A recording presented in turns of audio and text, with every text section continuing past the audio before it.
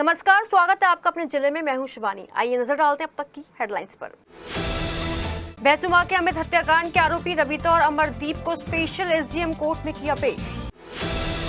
सुबह सुबह टीपी नगर में बिल्डर के घर में ईडी की छापेमारी, लैपटॉप और कागजात लिए जब्त में। ट्रांसपोर्टर निकला बड़ा शराब माफिया, पुष्पा फिल्म देखकर कर रहा था शराब की तस्करी। फरीदाबाद से खरीदकर बिहार करता था सप्लाई। नामी ब्रांड की 22 लाख से ज्यादा की शराब पुलिस ने की बरामद। जैदीनगर सोसाइटी के बाहर लकड़ी की 2 दुकानों में लगी आग, दमकल विभाग की कई गाड़ियों ने पाया आग पर काबू। दौराला हाईवे पर बुधवार देर रात बदमाशों ने युवक से लूटे कैश और जेवरात। विरोध करने पर बदमाश मारपीट करते हुए फरार।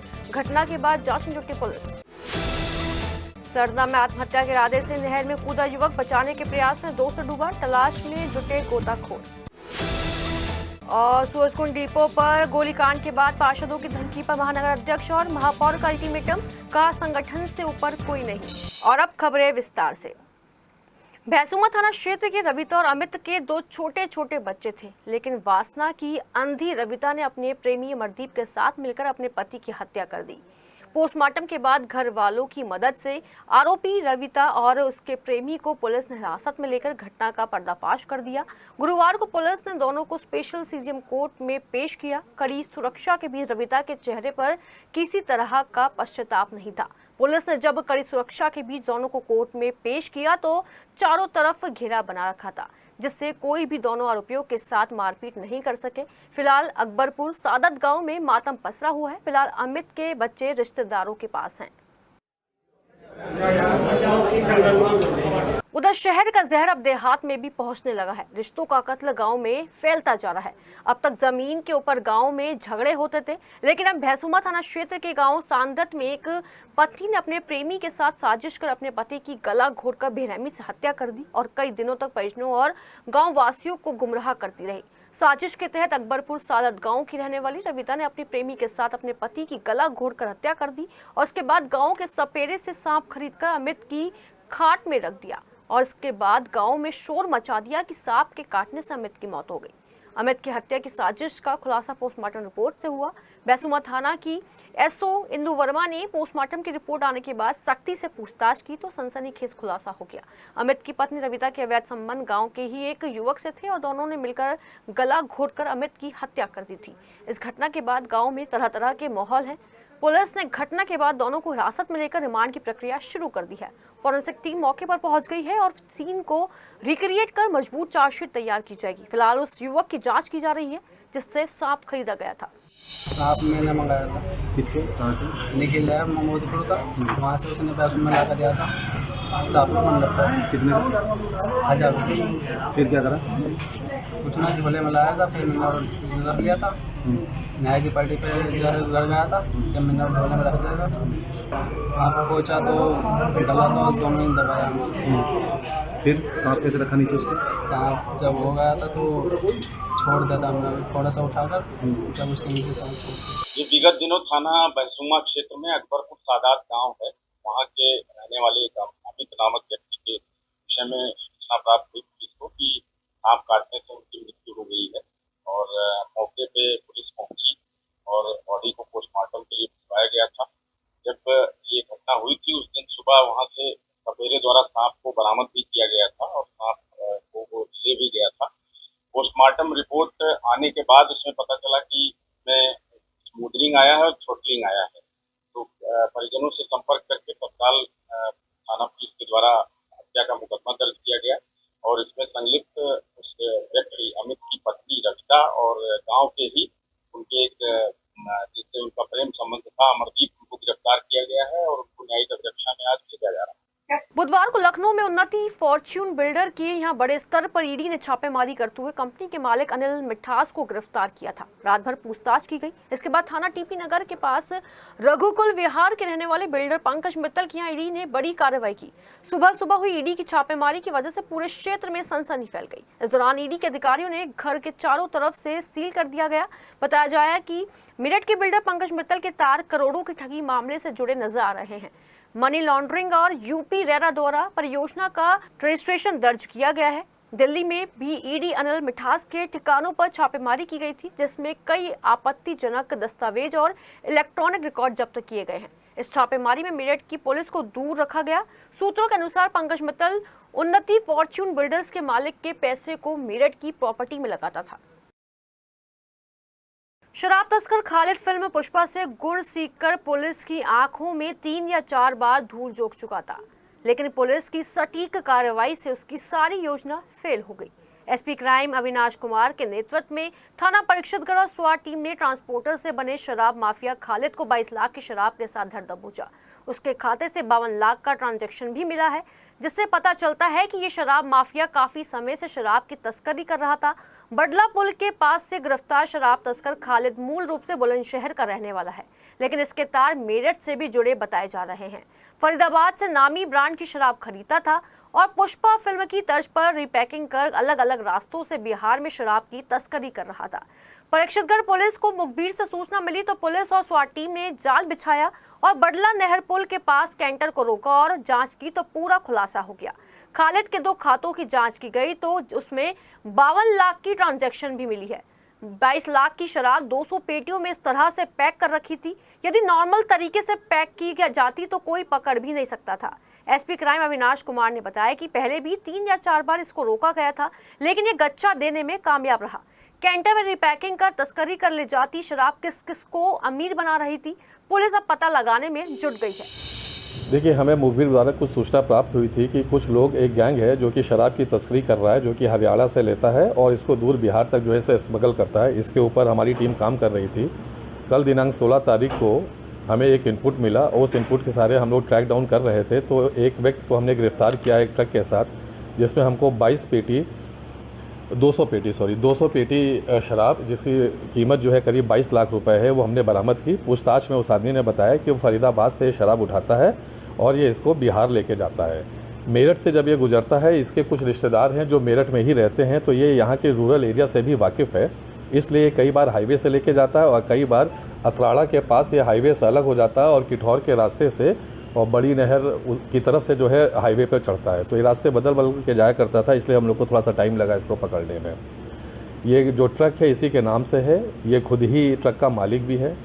पूछताछ में इसके बैंक अकाउंट की चेक किया गया है तो उसमें काफ़ी करीब 52 लाख के रुपए करीब प्राप्त हुए हैं और इसके साथ 2 मोबाइल भी पकड़े गए हैं। और हम लोग प्रयास कर रहे हैं कि जो लोग हरियाणा से इस तरह का काम कर रहे हैं और जहां पे ये बिहार में ले जाके कर रहे हैं, फॉरवर्ड चेन और जो बैकवर्ड चेन है उसको भी डेवलप करें। नौचंदी थाना इलाके की जैदी नगर सोसाइटी के बाहर लकड़ी की 2 दुकानों में भीषण आग लग गई, जिससे अफरा तफरी मच गई। स्थानीय लोगों ने आग बुझाने का प्रयास किया, लेकिन सफलता नहीं मिली और उसके बाद दमकल विभाग की गाड़ियां मौके पर पहुंची और घंटों की मशक्कत के बाद आग पर काबू पाया गया है। एक दुकान फजलुर रहमान की है और दूसरी दुकान अखलाक सैफी की है। दोनों दुकानों में दरवाजे और खिड़कियां बनाने का काम होता है। लाखों रुपए का नुकसान भी बताया जा रहा है। आग लगने का कारण शॉर्ट सर्किट भी बताया जा रहा है। स्थानीय लोगों का कहना है कि दुकान से धुआं निकल रहा था और दुकान मालिकों को सूचना दी गई थी तो कुछ ही देर में दुकानों से तेज तेज लपटें निकलने लगी।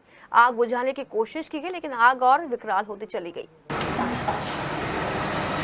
ये लकड़ी काम करने की दुकान है, चौखटे दरवाजे बनाने की। एक हाजी फजलुर रहमान की है और एक हाजी अखलाक साहब की है। दोनों दुकानें बराबर में हैं और चूंकि यहाँ दरवाजे चौखटा काम होता है, लकड़ी बिल्कुल सूखी थी, इसे आग में कंट्रोल होना बड़ा मुश्किल हो रहा है। हो गया है फिलहाल तो कंट्रोल, 3-4 गाड़ी आ गई है। दोराला हाईवे पर हुई लूट से पुलिस के तमाम दावों की पोल खुलती नजर आ रही है। व्यापारी के साथ हुई इस लूट को लेकर अधिकारी भी सख्ते में हैं। थाना क्षेत्र में दिल्ली देहरादून हाईवे सकौती फ्लाईओवर पर बुधवार शाम कार सवार हथियारबंद बदमाशों ने व्यापारी की कार को ओवरटेक कर रोक लिया और हथियारों के बल पर उससे करीब 1 लाख रुपए की नकदी और सोने की चेन और अंगूठियां लूटकर आसानी से फरार हो गए। व्यापारी के विरोध करने पर बदमाशों ने धारदार हथियार से उस पर हमला कर लहूलुहान कर दिया। मोदीपुरम थाना क्षेत्र की रुड़की रोड कोणार्क कॉलोनी में रहने वाले नितिन चौहान का मुजफ्फरनगर के मुस्तफाद में शिवाशीष मोटर्स के नाम से शोरूम है। बुधवार दोपहर को नितिन शोरूम से 1 लाख रुपए की नकदी लेकर अपनी कार से अपने घर आ रहे थे, तभी सकौती ओवरब्रिज पर पीछे से आए कार सवार बदमाशों ने उनकी कार को रोक लिया और मारपीट कर उनसे नकदी और जेवर लूटकर आसानी से फरार हो गए। उधर पुलिस कई एंगल पर इस लूट की घटना की जांच कर रही है और पता लगाने की कोशिश कर रही है कि यह घटना रोडवेज की तो नहीं है। आसपास के लगे सीसीटीवी की फुटेज पुलिस ने खंगालनी शुरू कर दी है। मैं अपने मुजफ्फरनगर ऑफिस शोरूम से अशोक लीलैंड के से वापस आ रहा था।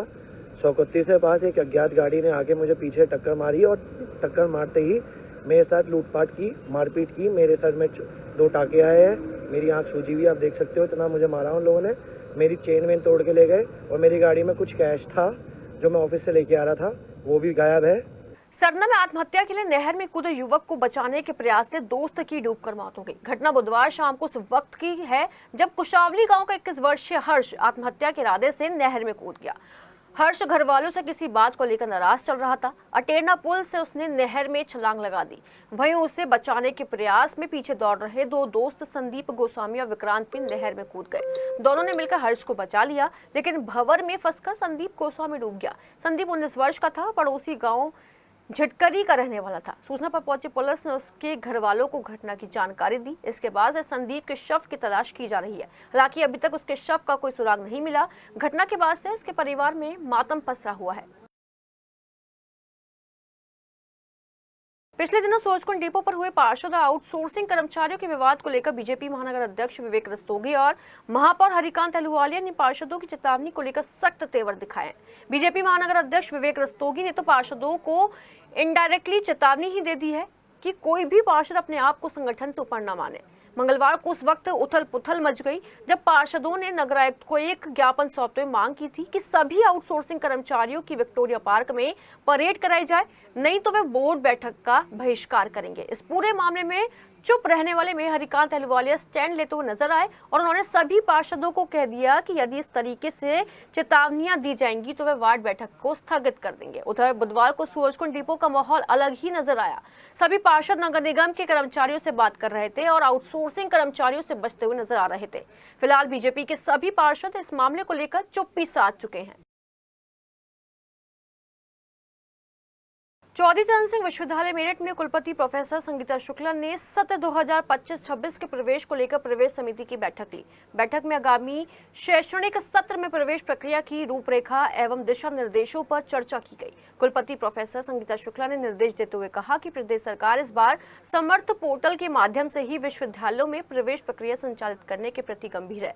शासन का उद्देश्य है कि समस्त प्रवेश एकीकृत एवं पारदर्शी प्रणाली के तहत संचालित हो, जिससे छात्रों को सरल निष्पक्ष प्रवेश प्रणाली उपलब्ध कराई जा सके। उन्होंने ये भी कहा कि निर्देश दिए हैं कि विश्वविद्यालय और संबद्ध महाविद्यालय जल्द से जल्द समर्थ पोर्टल से संबंधित समस्त तकनीकी एवं प्रशासनिक तैयारियां पूरी करें, जिससे समयबद्ध तरीके से प्रवेश प्रक्रिया संपन्न कराई जा सके। बैठक में उपस्थित प्रवेश समिति के सदस्यों ने बताया कि कुछ महाविद्यालयों की अभी अनेक कॉलेज समर्थ पोर्टल के माध्यम से प्रवेश प्रक्रिया संचालित करने में तकनीकी रूप से सक्षम नहीं है। बैठक में निर्णय लिया गया है कि सत्र 2025-26 में प्रवेश प्रक्रिया विश्वविद्यालय स्तर से ही संचालित की जाएगी। वहीं चौधरी चरण सिंह विश्वविद्यालय के अटल सभागार में उत्तर प्रदेश सरकार की योजना स्वामी विवेकानंद युवा शक्तिकरण योजना के अंतर्गत टैबलेट वितरण कार्यक्रम हुआ। कार्यक्रम के मुख्य अतिथि राज्यसभा सांसद लक्ष्मीकांत वाजपेयी और कुलपति प्रोफेसर संगीता शुक्ला ने दीप प्रज्वलन करके कार्यक्रम का शुभारंभ किया। इस कार्यक्रम में 6 विभागों के छात्र छात्राओं को टैबलेट वितरण किए गए। इस अवसर पर लक्ष्मीकांत वाजपेयी और प्रोफेसर संगीता शुक्ला ने छात्र छात्राओं को उनके उज्जवल भविष्य की कामना और कहा कि आप लोगों को यह टैबलेट फ्री में मिला है, इसका सही इस्तेमाल करें, क्योंकि टेक्नोलॉजी जितनी आपके लिए उपयोगी है उतनी नुकसानदायक भी हो सकती है। डिपार्टमेंट विभागाध्यक्ष और यहाँ उपस्थित सभी छात्र छात्राएं, पहले तो मैं इस धन्यवाद की कड़ी में जो दीपक कुमार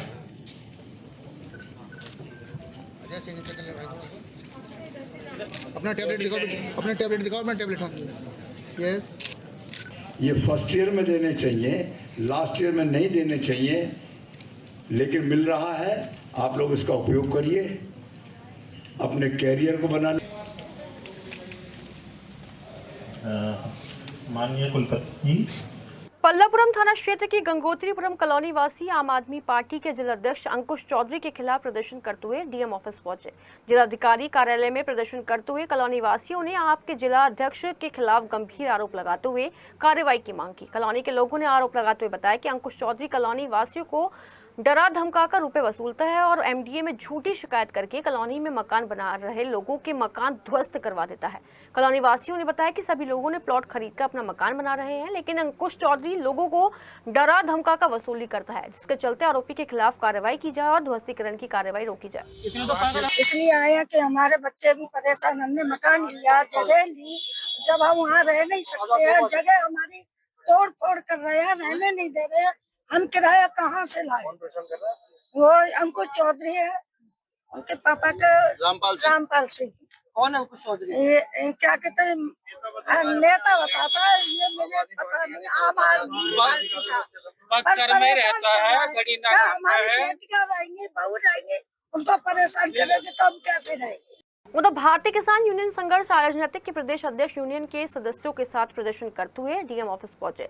जिलाधिकारी कार्यालय पर प्रदर्शन करते हुए अवैध खनन की शिकायत करते हुए ज्ञापन सौंपा। भारतीय किसान यूनियन संघर्ष राजनीतिक के प्रदेश अध्यक्ष पवन गुर्जर ने आरोप लगाते हुए बताया कि मुंडाली थाना क्षेत्र के बड़ला गाँव में खनन माफिया लगातार मिट्टी का अवैध खनन कर रहे हैं, जिसके चलते किसानों के खेत गड्ढों में चले गए हैं। 6 से 7 मीटर मिट्टी का खनन बिना किसी परमिशन के धड़ल्ले से हो रहा है, जिसकी कई बार वो शिकायत भी कर चुके हैं, लेकिन अभी तक खनन माफियाओं के खिलाफ कोई कार्रवाई नहीं डली हुई है। लगभग 7-8 तारीख में कुछ किसान भाइयों ने हमारे संगठन के लोगों को सूचना दी कि अवैध खनन उनके खेतों के बराबर में किया जा रहा है और उनके खेत भी उससे प्रभावित हो रहे हैं।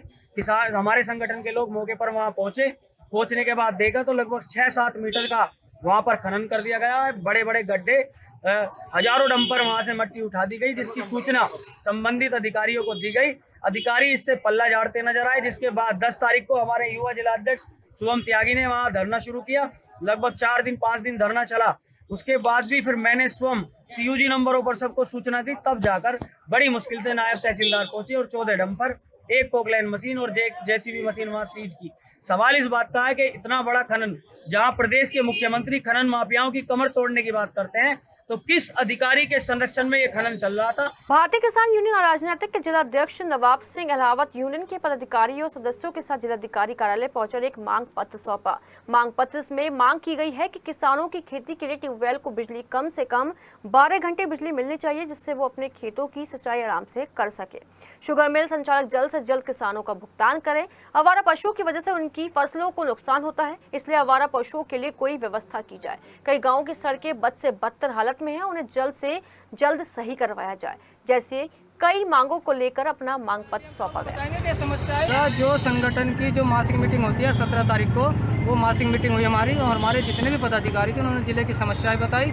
उन समस्याओं से अवगत कराने के लिए डीएम साहब को ज्ञापन दिया जाएगा और डीएम साहब को कहा जाएगा कि उस समस्या को जल्द से जल्द निपटाया जाए। और 15 मई को हमारे संगठन का 3 वर्ष पूर्ण होने जा रहे हैं और बाबा टिकैत की पुण्यतिथि है, उस पर हम संगठन का 3 वर्ष का वो वर्षगांठ मनाएंगे और एक बड़ी महापंचायत किसानों की समस्या को लेकर डीएम कार्यालय में 15 मई को करेंगे। कांग्रेस कमेटी के जिलाध्यक्ष गौरव भाटी कांग्रेस कार्यकर्ताओं के साथ प्रदर्शन करते हुए डीएम ऑफिस पहुंचे। जिलाधिकारी कार्यालय में राष्ट्रपति के नाम एक ज्ञापन सौंपा। ज्ञापन के माध्यम से कांग्रेसियों ने मांग करते हुए कहा कि गांधी परिवार पर पूर्वाग्रह ग्रसित होकर कार्रवाई की जा रही है, जिस पर हस्तक्षेप कर उचित कार्रवाई की जाए, क्योंकि ईडी द्वारा असंवैधानिक तरीके से नेशनल हेराल्ड, जो कि देश की आजादी की लड़ाई से पहले प्रकाशित होता था, की संपत्ति सीज के साथ ही भारतीय राष्ट्रीय कांग्रेस के शीर्ष नेतृत्व गांधी परिवार को परेशान किया जा रहा है, जिसको लेकर कांग्रेस कार्यकर्ताओं में भारी रोष है। जो ईडी की कार्रवाई माननीय हमारे नेता राहुल गांधी जी के खिलाफ ये सरकार कर रही है,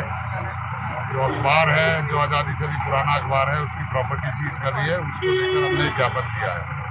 मैं एक बात आपके माध्यम से कहना चाहता हूँ माननीय मोदी जी को और इस भाजपा की सरकार को कि जितना दिमाग जो है आप चार्जशीट लगाने में और जो है नेशनल हेराल्ड की प्रॉपर्टी को सीज करने में लगा रहे हो, अगर इतना दिमाग आप रोजगार देने में महंगाई कम करने में लगाए तो जो है देश का विकास होगा। राज्य कर्मचारी संयुक्त परिषद के शाखा मंत्री परिषद के सदस्यों के साथ कमिश्नर कार्यालय पहुंचे और अपनी मांगों को लेकर एक ज्ञापन सौंपा।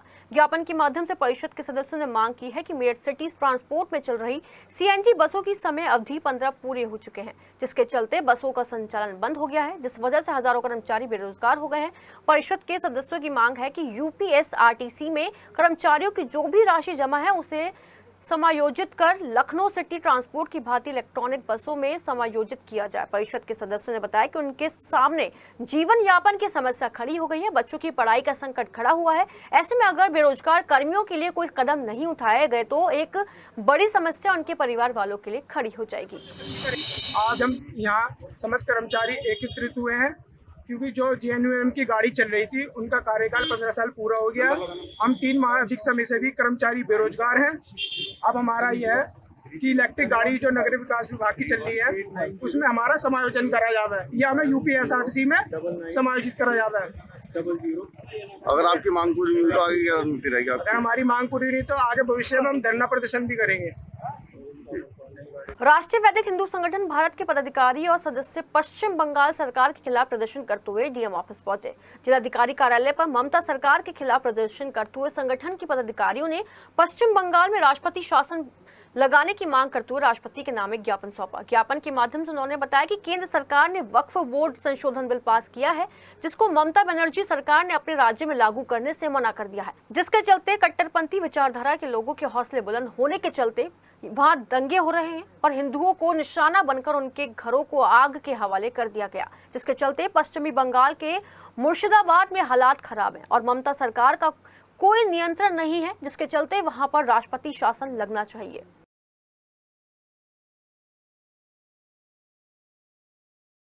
लोहिया नगर का रहने वाला शाहिद गुरुवार को पुलिस ऑफिस पहुंचा। इस दौरान उसने बताया कि उसकी मुलाकात लगभग 2 वर्ष पहले सरना की रहने वाली नाजरीन से हुई थी। आरोप है कि नाजरीन ने उसे अपने प्रेम जाल में फंसा लिया था और उसके साथ किराए के मकान में रहने लगी।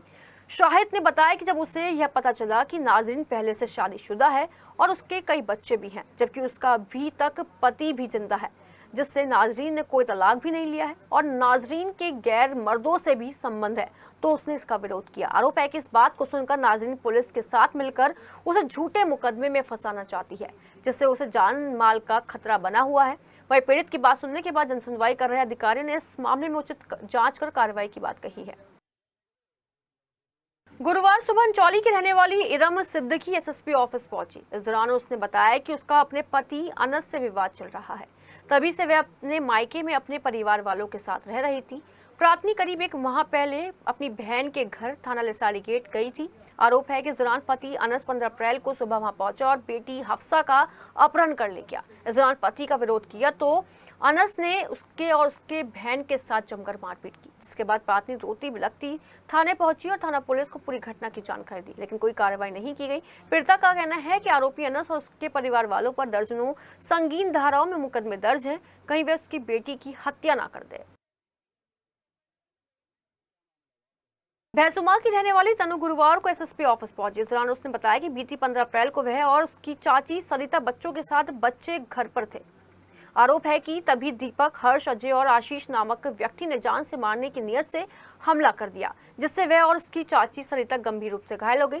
तनु का आरोप है कि इस मामले में हमलावर मुकदमा वापस नहीं लेने पर जान से मारने की धमकी दे रहा है। कौन लोग हैं जिन्होंने हमला किया? सर, हमारे घर आके 4 लड़कों ने बहुत ज्यादा बदतमीजी करी और मारपीट करी, चाकू छुरी ले रहे थे, बलकटी और औजार भी ले रहे थे। वैसे मवाना रोड के जेपी एकेडमी में चल रहे दूसरे JP Agarwal memorial girls cricket tournament के तीसरे दिन के मुख्य अतिथि के रूप में मेरठ हापुड़ सांसद अरुण गोविल ने खिलाड़ियों से परिचय प्राप्त किया। इस दौरान अरुण गोविल का स्वागत संस्थान के ज्वाइंट सेक्रेटरी विशाल अग्रवाल ने किया। अरुण गोविल ने सभी खिलाड़ियों को उत्साहवर्धन किया और उन्हें खेल भावना से खेलने को प्रोत्साहित किया। अरुण गोविल ने बताया कि अतिशीघ्र मेरठ खेल महोत्सव का भी शुभारंभ किया जाएगा। इस दौरान अरुण गोविल ने बैटिंग करते हुए आज के मैच का उद्घाटन किया। आज का मैच टारगेट एकेडमी और फरीदाबाद के बीच खेला गया, जिसमें टारगेट एकेडमी ने 124 रन बनाकर फरीदाबाद की टीम को 37 रनों से हराया। टारगेट एकेडमी ने टॉस जीतकर पहले गेंदबाजी करने का फैसला लिया। आरती चौधरी ने नाबाद 43 रन बनाए और तन्नू चतुर्वेदी नाबाद ने 63 रन बनाए। जवाब में टारगेट का पीछा करने उतरते हुए फरीदाबाद की टीम ने 87 रन पर ही ऑल आउट कर दिया। डॉलीश और रेनू ने 2-2 विकेट लिए। इस अवसर पर स्कूल के डायरेक्टर कर्नल रणबीर सिंह जाखड़, प्रधानाचार्य संजीव शर्मा व अर्पित त्यागी, मुसीब, विक्रांत, विमल कुशवाहा, रजनी कुशवाहा, मनीष शर्मा, गौरव गोयल, सतीश, सुधा त्यागी और योगेश महली मौजूद रहे। गुरुवार को नया बाजार के पास श्री हनुमान मंदिर में भगवान हनुमान जी की छठी धूमधाम के साथ मनाई गई। इस दौरान भगवान हनुमान जी की विधि विधान से पूजा अर्चना की गई और आरती भी की गई। इसके बाद हनुमान जी को भोग लगाया गया। इस दौरान सैकड़ों भक्तों ने प्रसाद चखा और भगवान बजरंग बली की जय जयकार लगाई। कार्यक्रम के दौरान मंदिर समिति के अध्यक्ष नीरज अग्रवाल ने बताया कि हर वर्ष की भांति इस बार भी पहले हनुमान जन्मोत्सव और उसके बाद हनुमान जी की छठी धूमधाम के साथ मनाई गई, जो आने वाले वर्षों में भी प्रभु कृपा से मनाई जाती रहेगी। इस दौरान समिति के सभी सदस्यों का विशेष योगदान रहा। अपने जिले में फिलहाल इतना ही। मेरठ शहर आसपास की तमाम छोटी बड़ी खबरों को पहुंचाते रहेंगे आप तक, तो जानिए वो जरूरी है जो। फिलहाल हमें दीजिए इजाजत। नमस्कार।